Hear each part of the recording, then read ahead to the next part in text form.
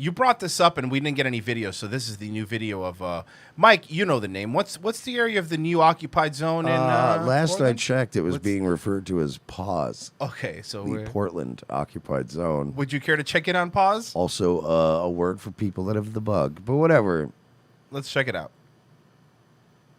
CHAZ, the sequel, is here, where Jason Rance, our longtime CHAZ correspondent, Seattle radio show host, joins us now with details. Hey, Jason. Hey, summer of love in Seattle to, I guess, the winter of discontent. What's up with his eyebrows? I was going to bring that up. He looks like a poorly rendered PS1 character. You know, when he said, I was like, did he say Jason Rance? Because it sounds just like Jason Rance, and it is Jason Rance. Yeah, and he's a radio show host, so you know I haven't heard his show, but you know he probably has a segment called Rants Rants. I'm obsessed with his Milton Berle eyebrows. I was going to say Eugene Levy, but okay. Either one works, right? Okay, no. Yours was better, though. Eugene Levy's a good one. Eugene Levy's one of the hairiest men who ever lived. Look, what do you want me to do? My kid's sticking his dick in pies? I'm not really sure what you want from me here. Eugene Levy is the fucking hairiest actor I've ever seen in my life. In Portland, North Portland specifically, it's the Red House Autonomous Zone, a group of... It's called the Red House Autonomous Zone. Okay, maybe it now. is. That's Red House Autonomous. So RAT? I'm still going to call it PAWS. Activists within the Antifa movement have set up basically a 2.5 block radius around a house that was... Someone says he looks like Eddie Munster. He does.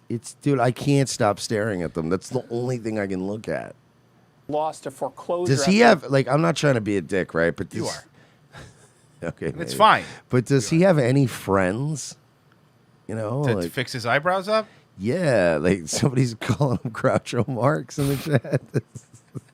Why, yeah, I'll tell you what, Tucker. It's been quite crazy out here in Portland. To, I guess, the winter of discontent in Portland, North Portland specifically. It's the Red House Autonomous Zone, a group of activists within the Antifa movement have set up basically a 2.5 block radius around a house that was lost to foreclosure after a 2-year battle. The family is black and indigenous, and so the primarily white Antifa residents believe that this is an example of gentrification. Wait.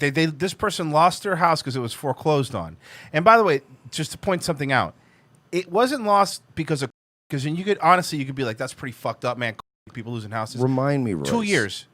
2 years they had been foreclosure. I'm not a big real estate buff, but remind me, Royce.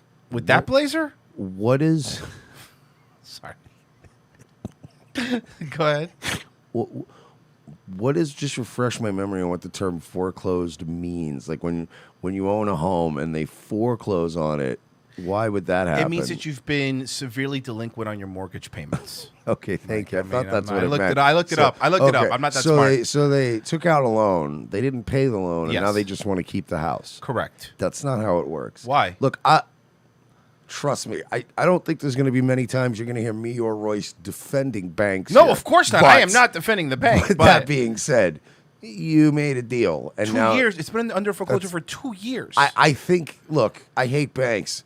I think this bank's been more than patient. There's no actual evidence that this is gentrification.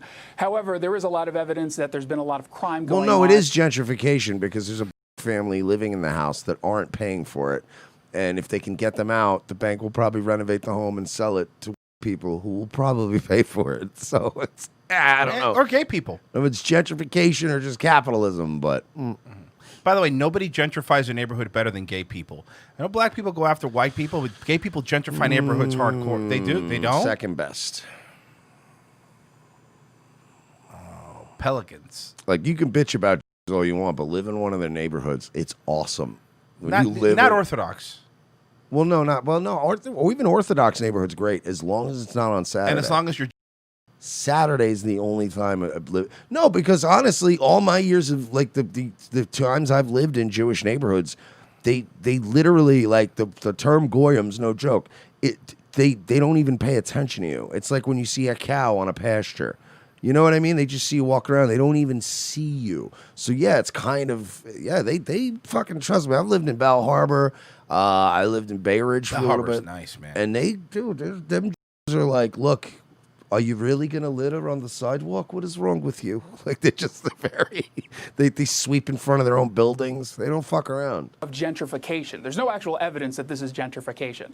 However, there is a lot of evidence that there's been a lot of crime going on as the folks refuse to leave. Cops yesterday tried to remove them from the home, finally removed them from the home, except they came under assault, the officers, from a lot of people who set up camp there. Oh, so they also assaulted the cops.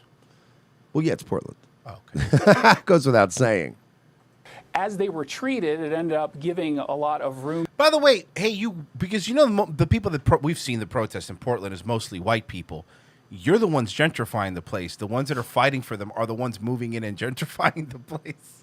Dude, the whole black rights movement has been hijacked by white people and lesbians, and they're just like, it's weird, right? and It's weird. And there's just a bunch of black guys going, yeah, but can I get a chance when? Yeah, when you're done talking, but like, could I see the microphone? It's Tyrone's had it hard. yeah, I could say something. Tyrone, save your voice, Tyrone. I mean, Tyrone's had it hard. My name's Derek. It's been very difficult.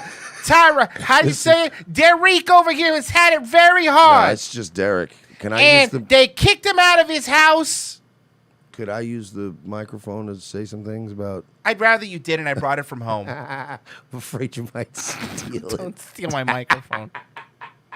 She has a fucking wallet chain on it. Yeah. Come on, guys. From a lot of people who set up camp there. As they were treated, it ended up giving a lot of room to the Antifa protesters to set up a camp. And right now they are barricaded. Shitting in the streets. So basically, Portland. Each other. I mean, why is this even news, though? They've got a stockpile of weapons. They've got armed guards. They've got a kitchen ready. So they're there for the long haul as the Portland Police Department are trying Look, to at the figure risk out of what- sounding like Hillary Clinton, can't we just these guys? You know, like, can't we just? It would just be easier. So they're stockpiling weapons, eh? Wouldn't it be great? Like, it just look, if we're gonna go into this new era of hell anyway, can't we just go for the gusto and say, look, let's start fucking civilian targets? You can't say that. Harrison Smith trademarked it, but okay. Okay, sorry. Okay, thank you. hall as the Portland Police Department are trying to figure out what exactly they're going to do. But they are amplifying the urgency of the messaging, saying, you guys do have to leave peacefully. We're not going to put up with this. So we could potentially see action from the police in the next 24 hours. It's happening because we are putting up with it. You get what you put up with. If you let your kids smoke weed at the breakfast table, they will. That's Who's letting their kids smoke weed at the breakfast table? Tucker. See, fucking- I made that mistake last week, Jason, and I'll be honest with you, my kids won't stop now. It's crazy.